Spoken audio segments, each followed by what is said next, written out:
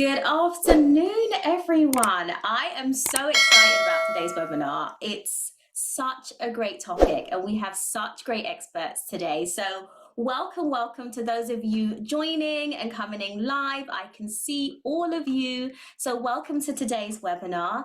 So firstly, I need to just tell you who's on our panelists today, because we do have an exceptional panel today before we get started.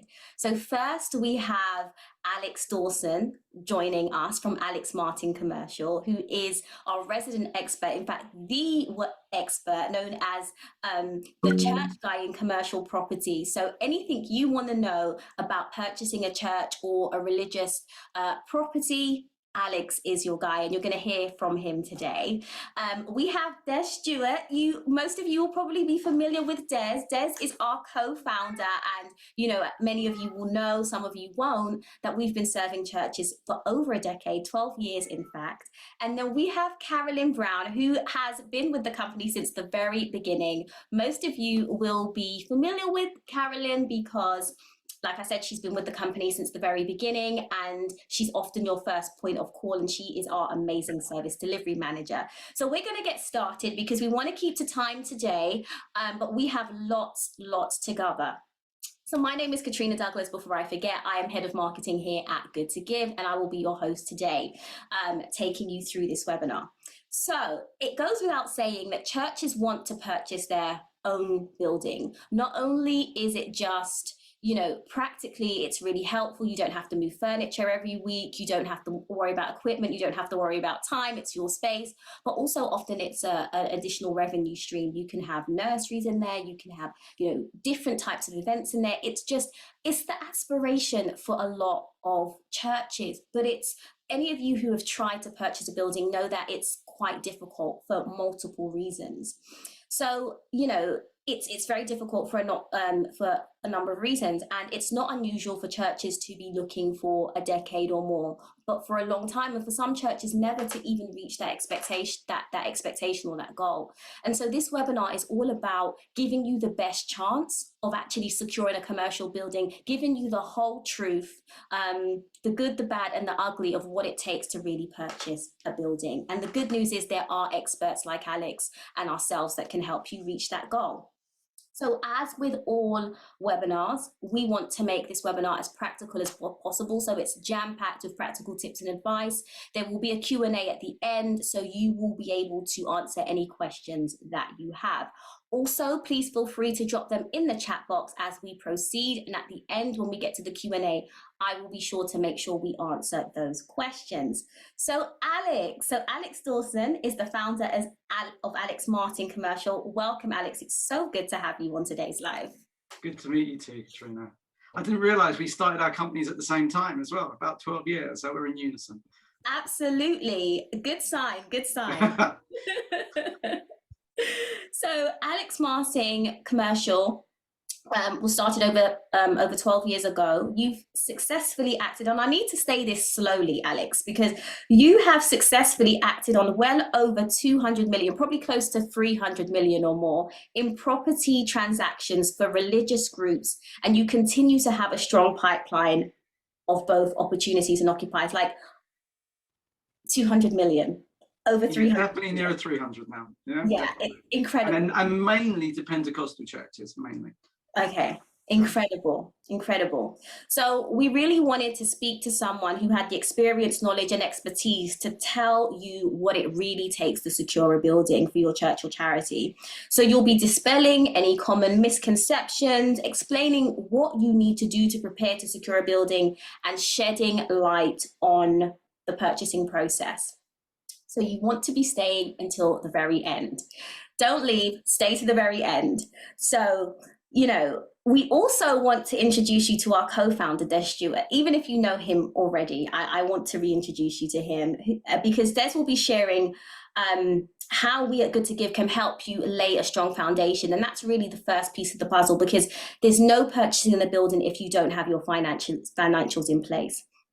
So Des will also shed light on why our accounting service is different to generic accounting services, and the focus we have on helping you achieve your long term goals such as purchasing a building, as well as important short-term financial goals. He'll also be talking about why Charity Commission compliance is an important part of achieving your goal of purchasing a building.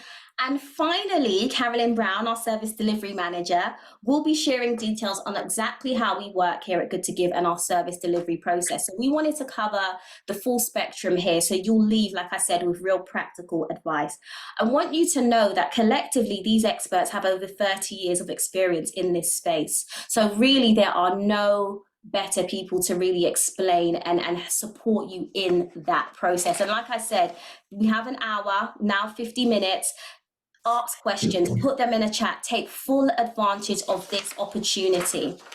So Alex, first we're going to kick off and we're going to talk about the practicalities of purchasing a building. So you have helped some of the most well-known churches in the UK find buildings and secure buildings, and your expertise in this area is second to none. How did you get here? Can you give us some insights into the journey so far? I got here through being an industrial agent, a very green industrial agent, and in South London. And for my surprise, I was showing industrial units, but I was getting 3 or 4 pastors, bishops, apostles ringing me asking to view them. Yeah. And I was a hungry agent, and I took them very seriously. As a bit of background, I have mixed race kids, my wife's Nigerian, so very easy for me to jump that cultural barrier. And I took them seriously, where generally your middle class white agent doesn't necessarily take you so seriously. I took you seriously, and I started to earn good fees by placing churches, mainly as rentals in those days. Yeah. I then jumped from being an agent to working for property developers, putting development sites together. And while putting those sites together, we were sitting on vacant buildings. So again, I continued putting churches in those buildings as to let the landlord have income while the development was going to happen. And then when the banks collapsed, when Lehman Brothers went down, and I found myself kicking my heels, I realized there's these distressed buildings around, and there's this huge demand, and no one was servicing it. And that's basically when Alex Martin as a company was set up, and that's where I started. Wow, what a journey. Yeah. And it's always interesting to me that, I guess it's similar to Good to Give, these businesses, these organizations that, you know, both Good to Give and Alex Martin start from a real need that you identify that needs to be served, that maybe isn't being served as well as it could be. And so it just emerges organically. And here we are 12 years later talking about the journey. So it can be exceptionally difficult to find a building, to secure a building, especially in London. Can you talk to us about why that is? The London market is so sophisticated and tight.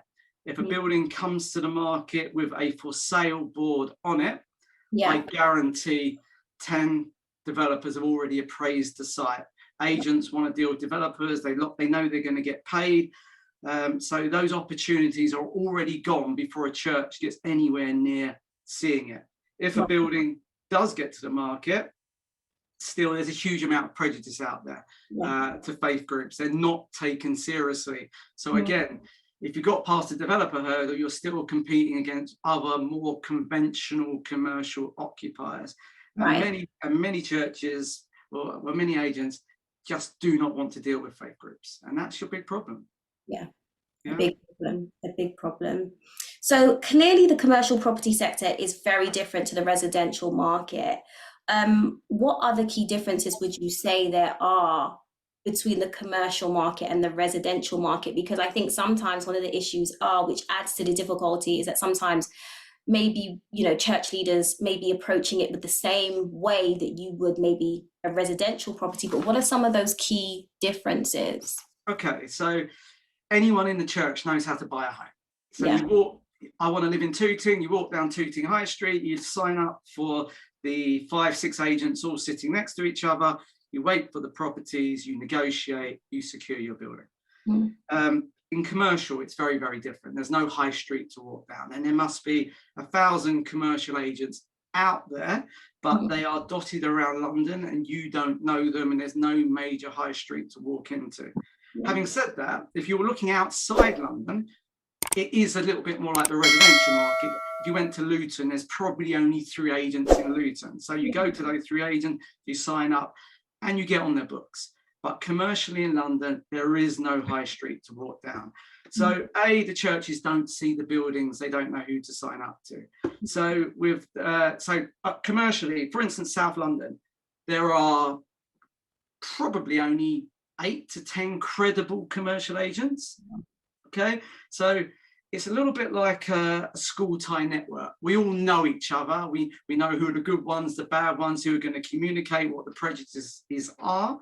And therefore, as an agent, you can deal with those people, and agents want to deal with other agents.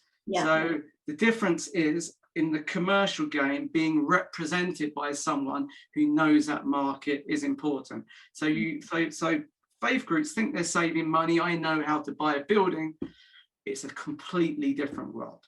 And that's the difference. You just will not get access to the properties. Right. So I want to step back a little bit, because you said that there is still prejudice in the market, and agents don't always want to deal with faith groups. Why is that? Where's that come from? Why is that? It's not racism, but there is prejudice there. So I'll give you an example, particularly in the early days, and I learned this. I would get a call, I want to view this building, and they usually want to view it at a weekend or at the end of the day. So you go and do that viewing because there's someone very persistent on the phone. You do the viewing, they come and see the building, like, oh, we love it, but we need to come back with some other people to see it. No problem, you do that same viewing, then, oh, we need to come back with the final trustees to sign it off, and you do the viewing, and then you get your offer. It goes into solicitors' hands, you agree it all, and then what happens? Nothing. Okay, because at that moment, the main pastor has probably gone out to his congregation and said, go out there, my flock, find me a building. So someone who does not know what they're talking about have been very proactive and gone out to find the building, and has done nothing wrong, but they haven't sorted out, are they capable of buying the building? So that one agent has taken that one parishioner very, very seriously, done various viewings where they didn't want to do, took a viewing with no prejudice, and got it all the way to solicitors' hands, and then nothing happens. The church at that moment have gone to the bank saying, can you lend us the money? And they've gone, no. And then the deal dies. And then the agent is like, I'm never going to deal with another church again. They are messes. And that's the problem. Right. And once he's got a bad feeling, you've lost another agent. And there aren't that many commercial agents. And it doesn't take, how many parishioners are there in Greater London? So it doesn't take long for a church to get a bad name. And they do not know how to distinguish. A commercial agent does not know how to distinguish between a good church and a church that isn't capable. I've learned to do that, which is why I can shortlist, and when I step forward, they know they're getting someone who's credible. Right. So I guess it's really important that before a church is even starts looking for a building, they have to be ready. They have to be ready. Because it's not just a case of losing a building, it's a case of the reputation, which affects the whole sector.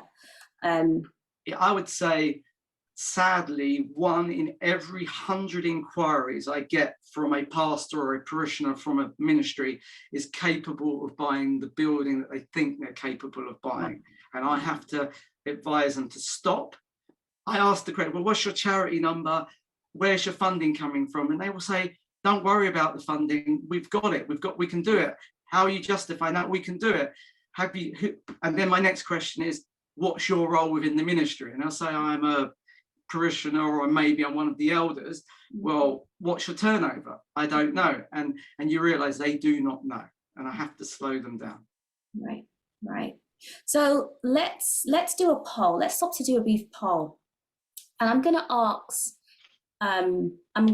you watching, I'm going to put this poll up, and my question is, what percentage deposit do you need to purchase a building? So Alex, we're going to go back to Alex, and Alex is going to tell us, but what we're going to do now,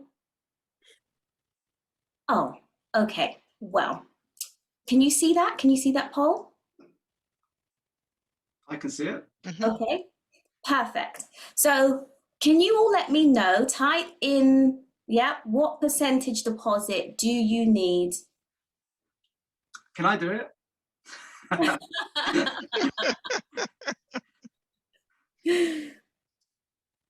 Okay, I can see those coming in. Keep them coming, keep them coming.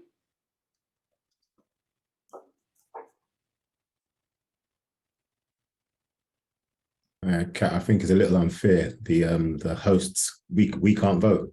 We can't do it. Unacceptable. I'm going to put in a complaint. We don't want to skew the results. Excellent, excellent. Okay, so the results are, we have 27% of you said 10%. 30% of you said 40%. And no, sorry, 40% of you said 30%, and 33% of you said 20%. Alex, fill us in, fill us in. There's the results. What's the right result, Alex? What's the right answer? 30%. 30%. Minimum. Minimum. And what do you normally, what generally in your experience outside of this poll, what do people normally think the deposit is? The deposit is that they need? Do they normally have the 30%? Do they normally think it's 30%, or is there a disconnect there? I think you may have frozen on me, Alex.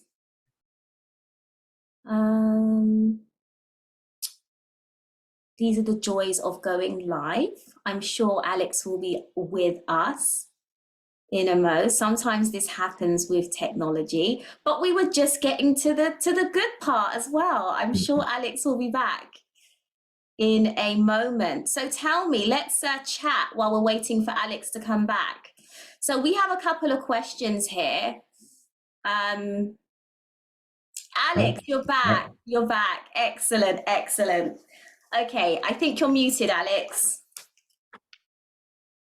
I'm back. Thank you. I was worried there for a moment. No, that's okay. You're back. Yes. Okay, excellent. So we saw those poll results, and so so you said 30%. So do you find that churches are ready with that 30%? We're going to talk about budget in a minute, but do you find that they are aware of that, or they have enough, or there's misunderstanding? What's the situation normally when it comes to deposits? It's rarely 30%. The obvious one I get is the 10%.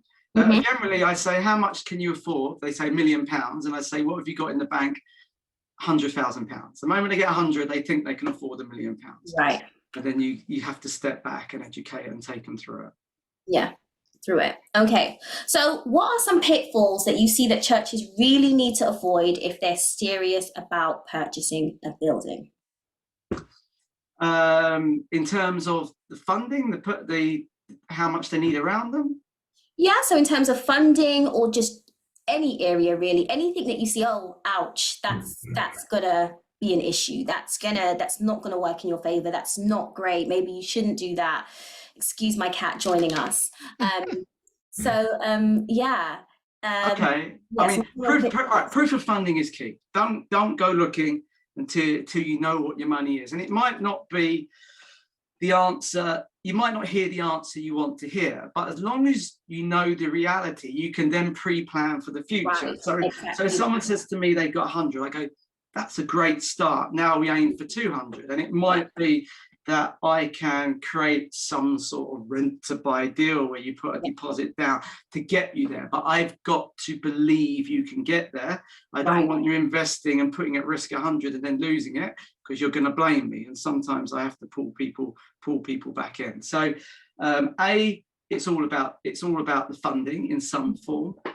Secondly, I think realistic expectations. Everyone wants to sit 1,000 people. Everyone, if your current congregation is 100, you're telling me, oh, we're going to grow. We want a 200 seater building with parking and all the knobs on it, and it doesn't exist. These buildings are almost unicorns, and when that building comes, it's going to sell at a premium, and you're not going to get anywhere near it.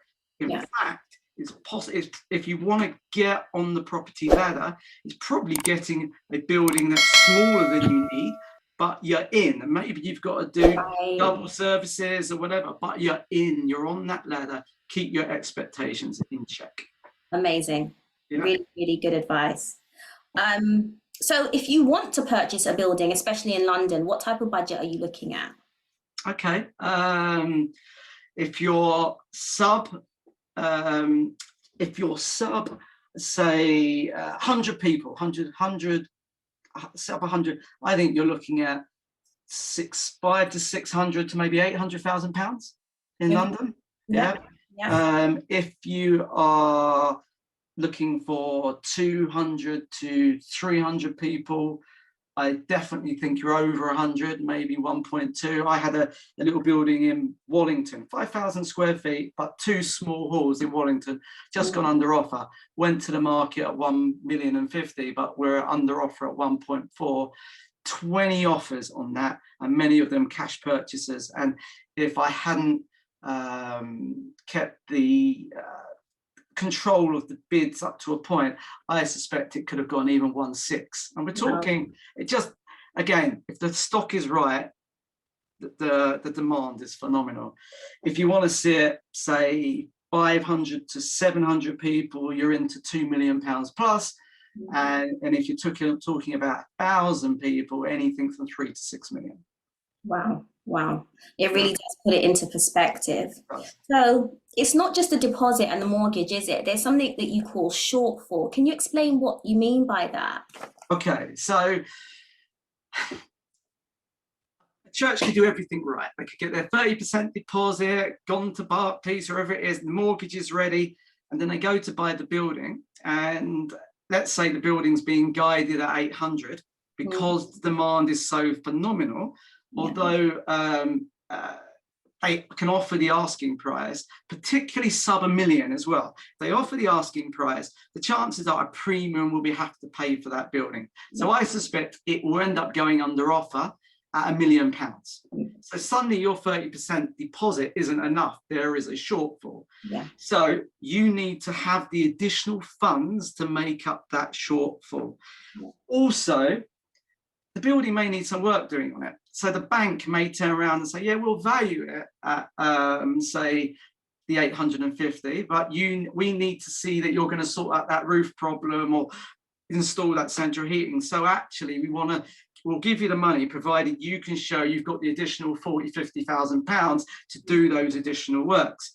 So, as I say, you have everything right, but in reality, it's not 30% deposit you need. You're going to need near a 50% deposit. It's worse for the smaller churches. Up to £1 million, there's always a shortfall. Even in this current weird economic times, where in the normal commercial sector, everybody's chipping at prices and devaluing buildings by 10 to 20%. The building I described in Wallington, that building would have valued at 1.25 without too much of a sweat, but we've gone under offer to a cash purchaser at 1.4, and there were various bidders there. And so anyone with the mortgage wouldn't have competed unless they had that shortfall money to show. Right.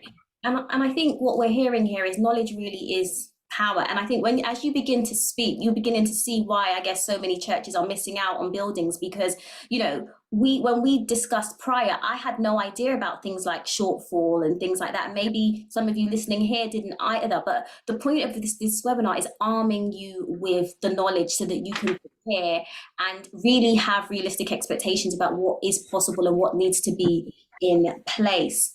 So you also speak about D1 and D2 classification, Alex. So can you explain what that means and why that's important and how it's relevant? Right. Firstly, D1 and D2 doesn't exist anymore.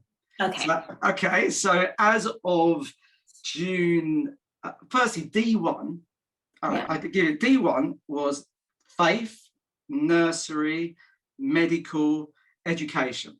Okay, and D2 was sort of leisure buildings, bingo halls, for instance. Okay, in June 2020, all that got scrapped, and they brought in a use class order. They brought in F1. So F1 took with it place of worship and education, but it actually lost nursery and medical in general community.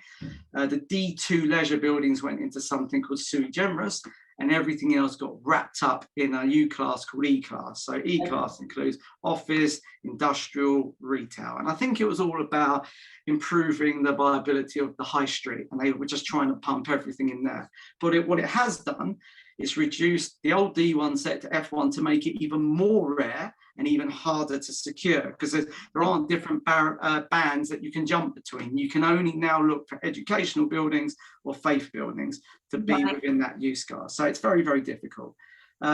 Secondly, banks, they will not lend unless you get the right use. So back in the day, a chap called, a pastor called Michael from Lewisham Tabernacle, one of my favorite pastors ever, he said to me, Alex, I do not want a scary Gothic building with a cross on the roof and dead people buried outside. I always remember that line.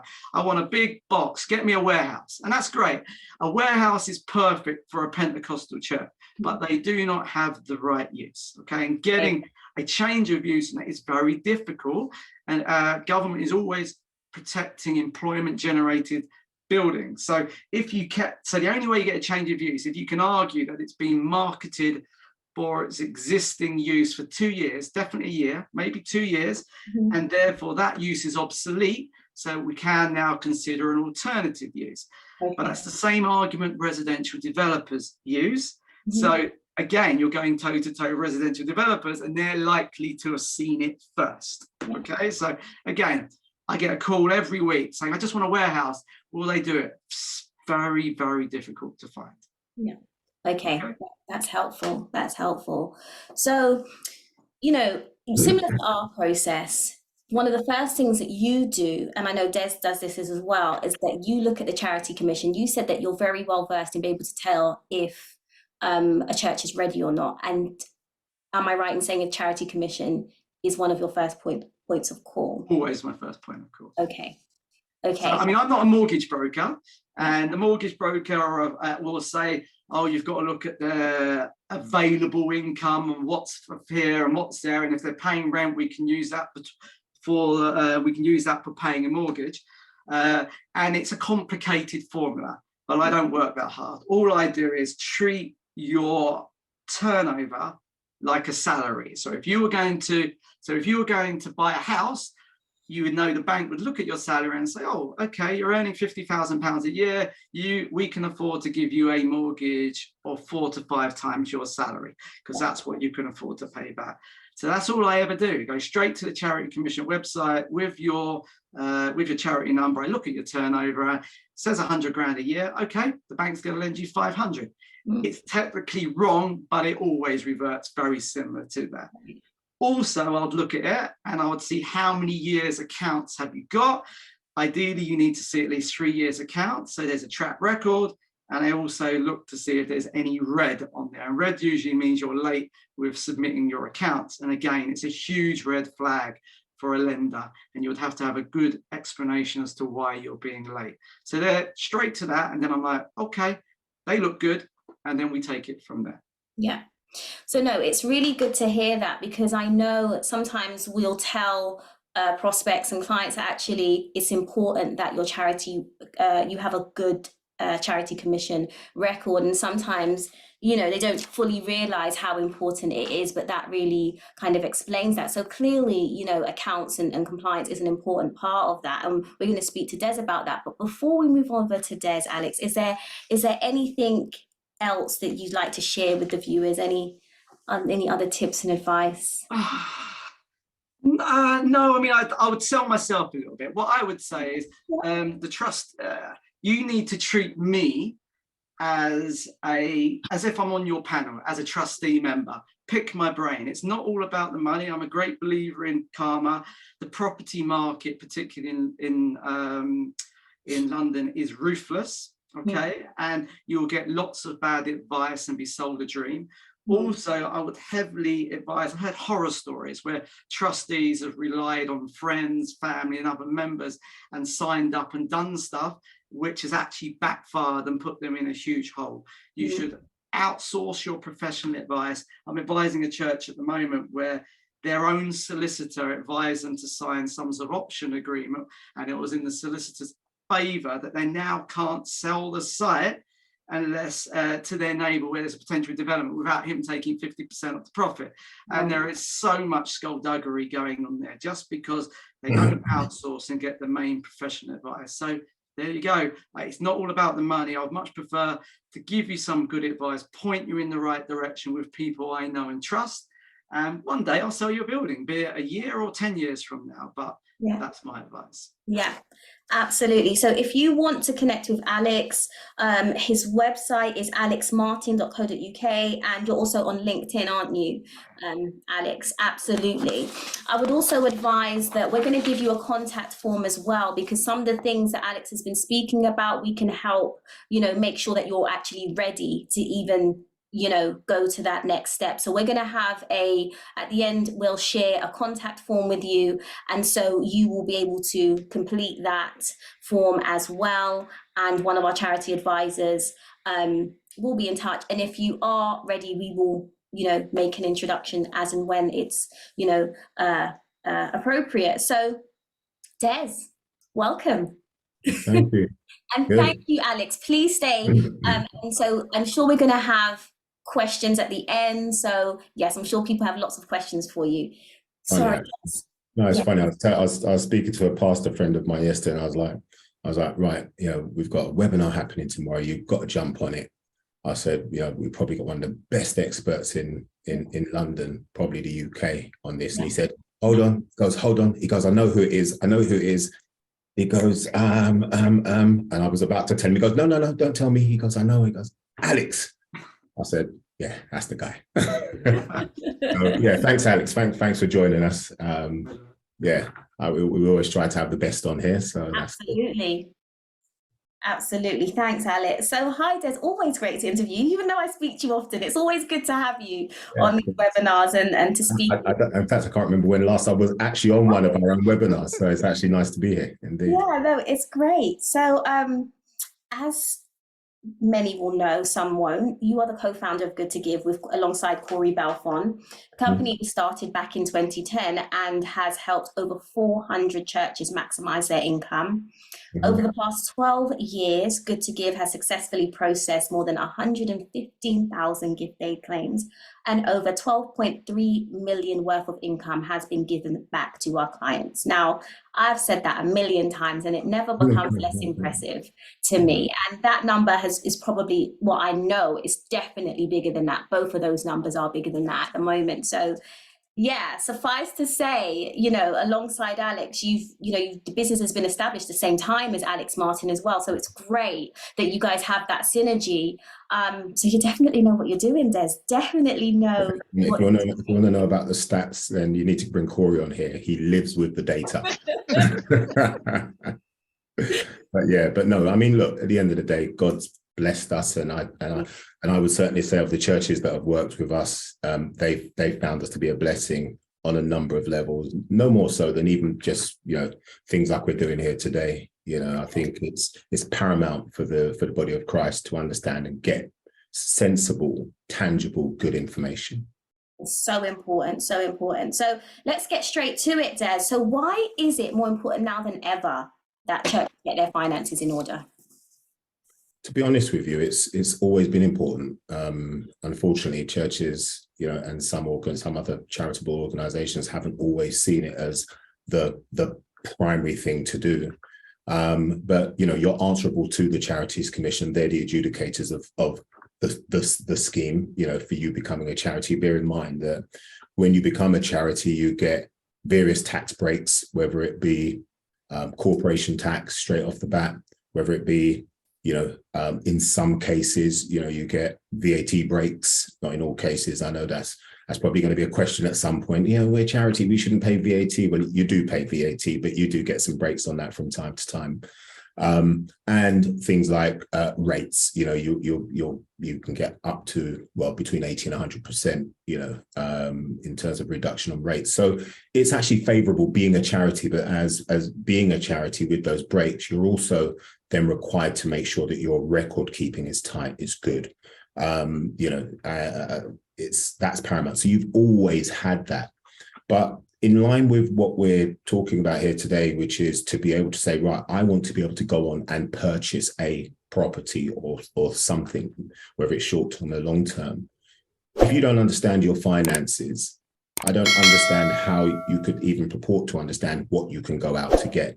And you know, I think, you know, Alex is right in terms of the way lots of the churches sort of will think, which is, hey, look, don't worry, we'll go out to our members. Our members are, you know, they're steadfast and they're going to support. And yes, they will support. But imagine what you would be able to do if you had a better understanding and a better handle on the financial situation of your organization.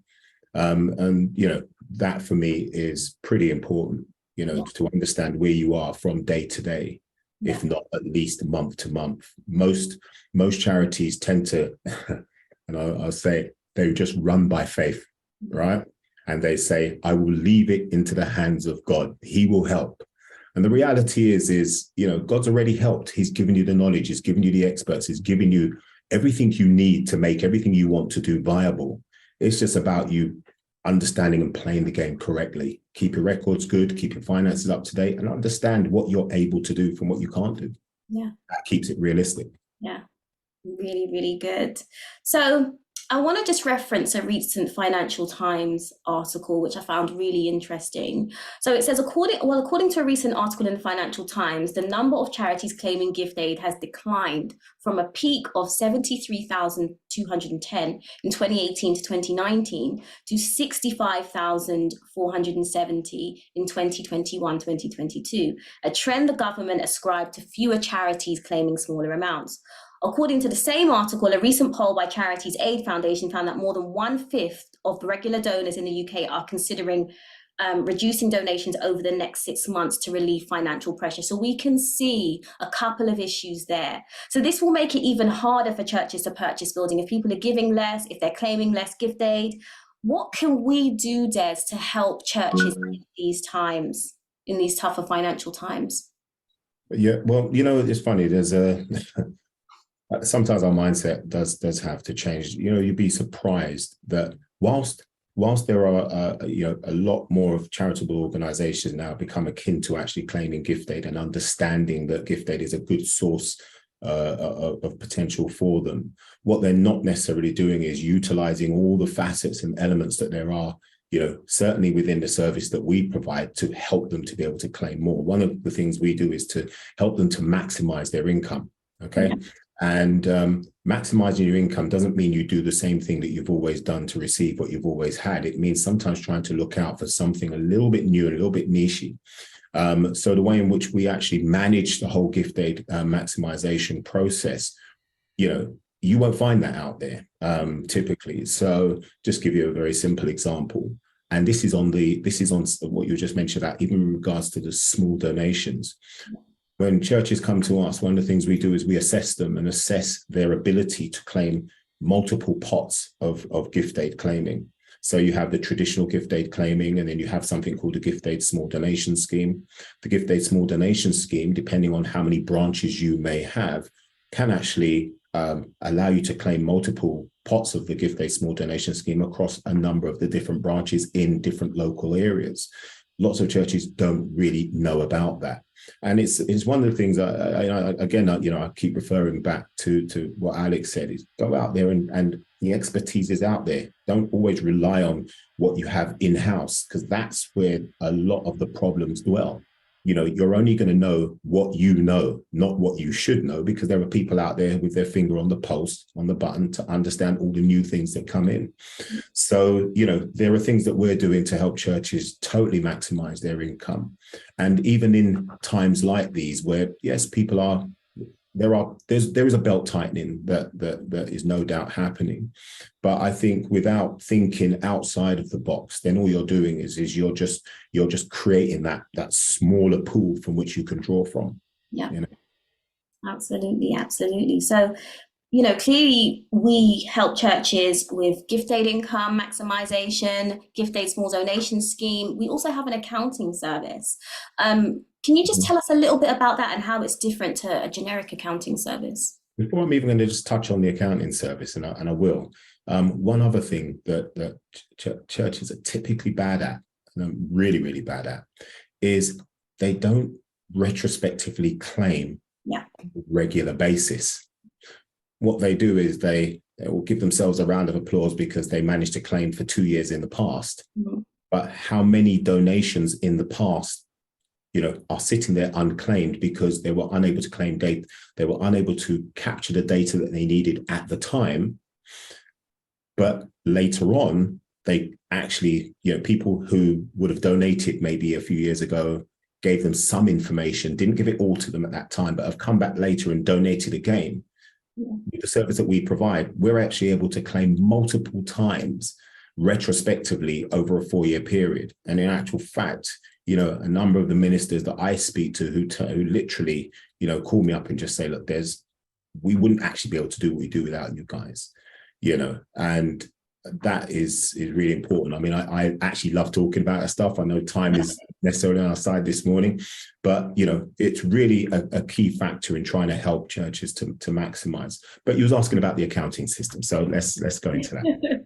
Yeah, what makes us different? Yeah. Okay. All right. So accounting is actually typically quite a simple process. Yeah. You sort of get your year-end accounts done. Your accountant says, there you go, send us all your information, and they sign it off, and you have a little bit of backward and forward towards the end of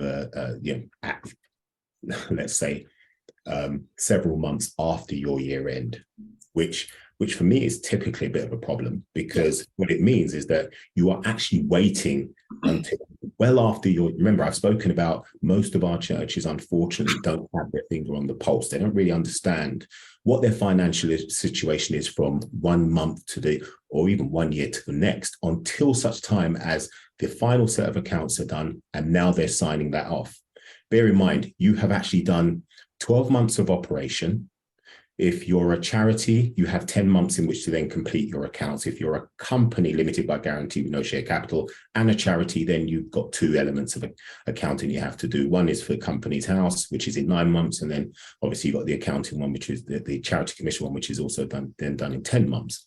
However, if you are waiting 10 months, so what in essence is the equivalent of 22 months, or 21 months, depending on whether you're a company or a charity, before you really understand your financial situation, that for me is a real challenge. I mean, how would any business be able to operate and pay its staff and look after its income and its outgoings, rather than just constantly leaning on the fact that, well, we believe by faith and God will lead us. Yeah, there's many a church that have either lost buildings, can't afford to buy the buildings that they want, can't afford to look after the people that they want to look after in crucial and crisis times. And it's because your finger's not really on the pulse. So what really makes us different is the fact that we provide a service. And the service we provide allows Carolyn, who you'll hear from her in a moment, as our service delivery manager, to actually engage with our clients, line them up with the right accounting partner, but provide them the type of service that gives them hand-holding from the word go. It means that we are regularly in communication with them throughout the duration of the time we're with them, getting information from them, communicating with them, allowing us to do things like, and I like to call it, I'm probably forgetting what I even call it now, but it's where we basically course correction, allowing us to do things like course correction. It's funny, actually, Carolyn was having a conversation with me the other day about one such piece of course correction where we get information coming into our platform, our service, on a regular basis. Carolyn and her team are constantly looking at the data. The accounting partner is constantly looking at the data. We're able to catch things that are happening during the course of the year and say, we may need to put a stop to that, or at least bring it to the attention of the church in question to say, this doesn't look right, or we believe that you're spending too much from here, or this doesn't match with what your income is, and allowing a course correction to happen during the course of the year, rather than waiting right the way down to the end of the year, whereupon it's now too late. Whatever you've done is what you've done, and you can't correct it. Yeah. And there's lots of that happens. The system sends out there's lots of communication and some automations with our system. But the main thing is to ensure that the people who need to be in the know our senior pastors, finance controllers, whoever it is that's, whatever position they have within the church, so that it can allow them to make valuable decisions that are going to change the course of their future. Yeah. So let's say, for instance, they are looking to purchase this church. And I would typically say, if you want to purchase a church, you can't be looking at that right now for next month. Yeah. That's a 2-year, 3-year plan. Yeah. In that you want to, obviously, again, like Alex said, I'm looking at your income just to do a quick, sort of swish of the pen to understand, yet 5 times, 4 times your income tells me, roughly speaking, what you're going to be able to get. I want to ensure that to the financial institution that I want to get this money from, that I'm making myself look as good and as big as I can, so that stands me in better stead, Yeah. So there are things. So what we do literally is, when we sit with our clients, it's really important for us to know very early on what their aims and their aspirations are for the longer term. Is it, look, we just want to rent a place for 2 years, 3 years, and then we want to buy. We've got a church van that we want to buy. We've got a drum set that we want to buy. We've got we missionaries in X, Y, and Z parts of the world we want to be able to support. It's really important, because then it means that we then align you with the right type of accounting partner to make sure that those things there are being managed and looked at. So, and I have, speaking to ministers, I know that that's not a standard thing that's out there. Unfortunately, some ministers are very much, well, my mate has been doing it for me for a long time, or, I've got a member of the church who's been with us for 400 years, and, I couldn't really take it away from them. At the end of the day, the whole idea behind running your charity with your trustees is to make the best decision on behalf of the charity. The organization is bigger than any one of us. And the sooner we understand that, the better we'll be. Yeah, that's so good. And you've captured the last question I was actually going to ask about, what would you say to a church or charity leader who says, what, we have an accountant, we have a volunteer that's been doing it for years. We hear it so often, don't we, Des? Yeah, absolutely. Yeah. Unfortunately, the last thing I would just add to that, because obviously I'm mindful of time and everybody on the call, which I appreciate. The reality behind that is you get what you pay for. And I've had many churches who have said no, but one thing God has told me is, if we're here long enough and doing a great job, then people are always going to come back. So whether you want to do it in a year or 10 years, the idea is that we'll still be here and we'll still help you. Absolutely. Thank you so much, Des. So, oh my gosh, between Alex and Des, you're in good stead. Take advantage of this opportunity and connect with us, connect with Alex, connect with us, and let's make this happen. So, Carolyn, let's talk about this. So, if a client, if a prospect, if anyone watching this says, what, I love what I'm hearing, I really feel like I want to start looking at my finances, getting ready and preparing to purchase a building, what is our onboarding process? What does that look like? Right. So, hi, good afternoon, everybody. I'll try and keep my segment short because we're running out of time. You see that thank you, Des, has covered a lot of what I was going to say anyway. Sorry. No, that's fine. We work together. That's good teamwork. Good teamwork. Yeah, good teamwork. So like Des was saying, when we get you on board, we would analyze your statements. That's the first thing that we would do. We'd look at your aims to see what it is that you want to do. And we'd make sure that you get the right accountant that would fit your needs. Our accountants, as Des has already said, and our team, we are able to pull up, the accountant will look at your accounts and he will be able to see where things maybe are not going right and correct you on that. Because, for instance, we have certain organizations, again, like Des has said, where certain transactions are not correct. They're not being performed in the correct manner. So our accountants are able to advise you on that. Another thing as well is that we can provide you with training. Once you're registered with us, it's going to be very easy for you to submit your information to us, and we will give you training on that. If you are already registered with an accountant who's doing your work for you, we will help you with the transition to make that process very smooth. Another one of our our pros is that we keep excellent records. We are very strong on record keeping across all of the services that we offer. And for instance, let's say you want to go for a property and you're having a bit of fluster, you don't know where your bank records or you don't know where your statements or anything, you're going to be able to have access to our system and you're going to be able to find all of your financial information there. And lastly, I would just echo a point again that Des says, with an accountant, you deal with them once a year. With us, you have all year round support. And it's our aim working with everyone to get, we don't wait the 10 months to get your account submitted. We want to get your account submitted ASAP after your financial deadline. And we will hold your hand to make sure that that process happens. Excellent. Thank you so much, Carolyn. So, you now know what needs to happen for you to have that right financial foundation. You now know what you need to know in order to get that building and secure that property. And you have two of those resources here with you. I have included a link, so a site to a landing page for accounting service where you can sign up and submit your details. I'll also put Alex's website in the chat as well. Please do complete that form on the site and we'll be in touch. And again, Alex's website is alexmartin.co.uk. So complete the form, check out Alex's website, check out our website, but what we really need you to do is complete that form so we have your details and we know that you're interested, and then we can take you through that process of looking at your finances, because there's no point, trying to purchase that building when your finances are not in order or you don't know where you are financially. So please go ahead and do that. So let's look at some questions here. So my target is to buy at least at least 450 capacity plus stage plus entrance parking and office and small pastoral. I don't understand your question.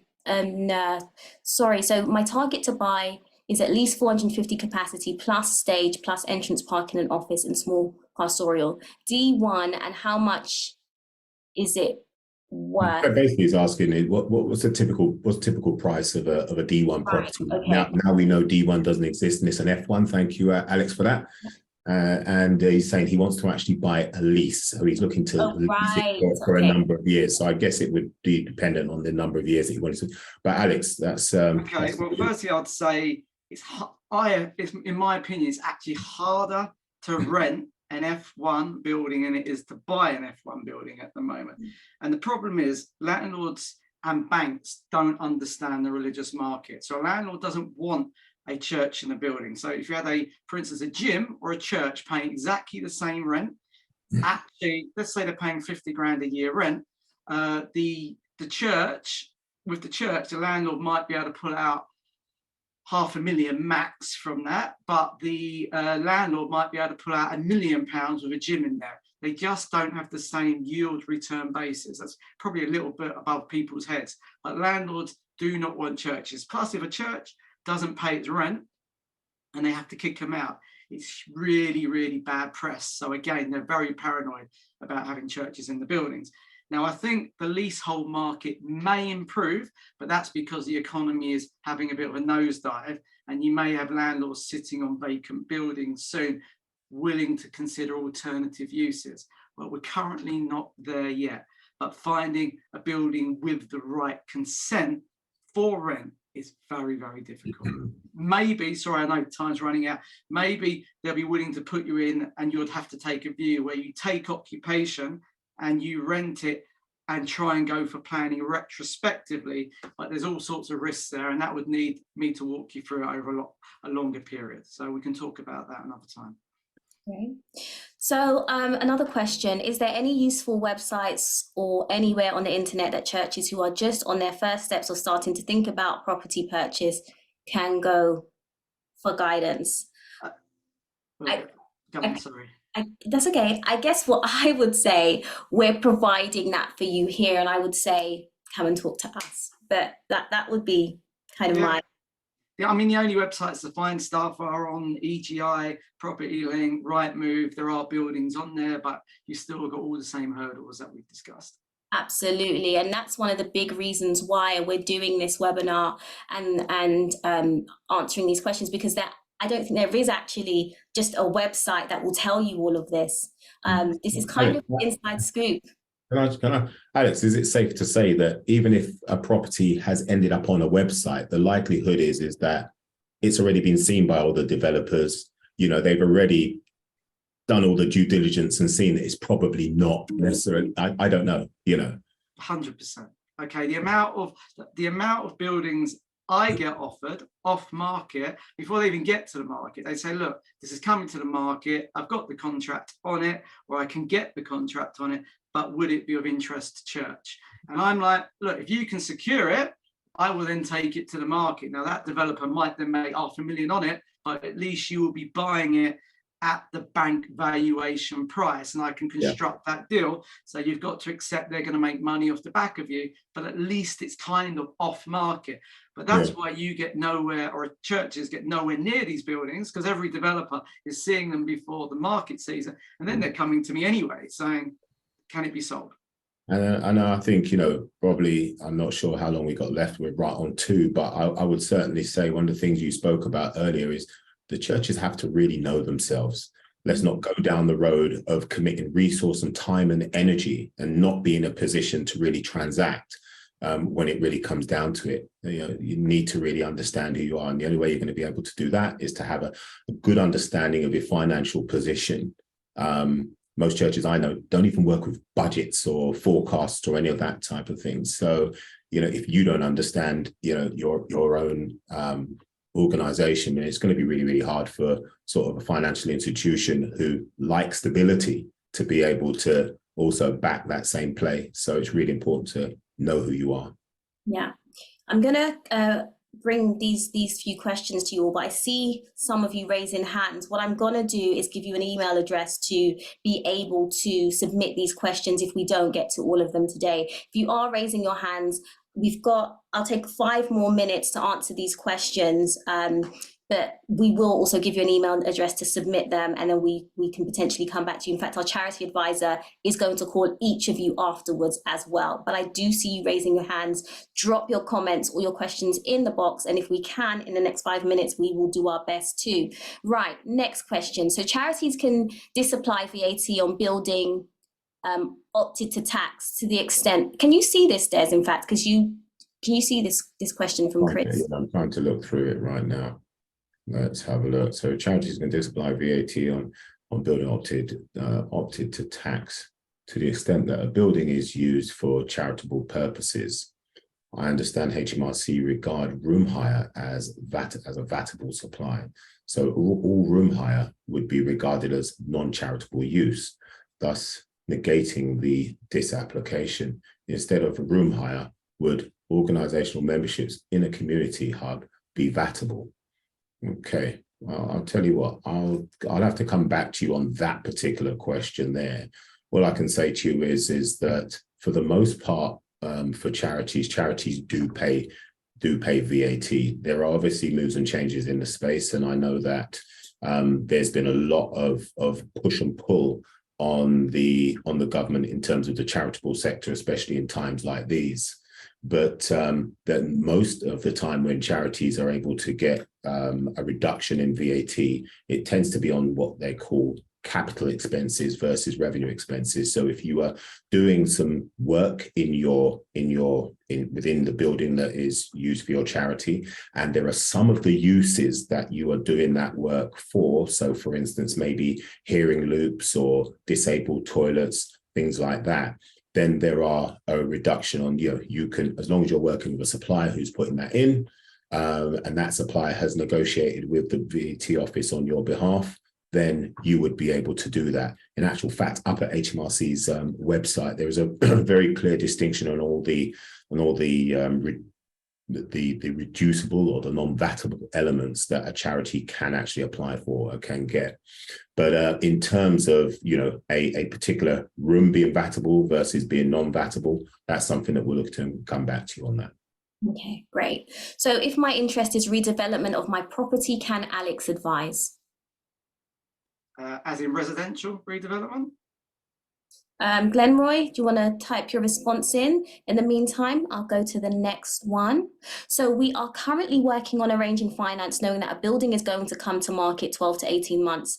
It is currently owned by the MOD, and we've advised it will go to auction. Does Alex have any advice? Sorry, can you repeat that question again? Sure. Go on, sorry. Sure. So we are currently working on arranging finance, knowing that a building is going to come to market in 12 to 18 months. Mm-hmm. It is currently owned by the MOD, and we're advised it will go to auction. Does Alex have any advice? I mean, it's going to have to go wide to the market, even if, for instance, I knew the auctioneers, and sometimes they will sell prior to the room, but as it's government, it almost certainly has to go to the market. My only advice is go and get your funding. Just get ready for it. Okay. So with the other question, can I go back to that? Sure. Yes, I probably can help in terms of, even if it's residential, I've been in the market long enough to do a quick appraisal and say what it's worth, and then maybe even people I can go and talk to and just say and get their second opinion as well. So anything that you show me will be confidential, and I'll give you the best possible advice. Great. So can I access the recording from the beginning as I missed 30 minutes? Absolutely. This will be on our YouTube channel. So if you go to YouTube and search goodtogive.co.uk, no, not co.uk, just Good to Give, you will find our channel, subscribe there. When it goes live, which will be within the next week, you receive the notification. Absolutely. What about the issue of funding applications? That is beyond the scope of what we're discussing today, Lennox, in terms of funding applications.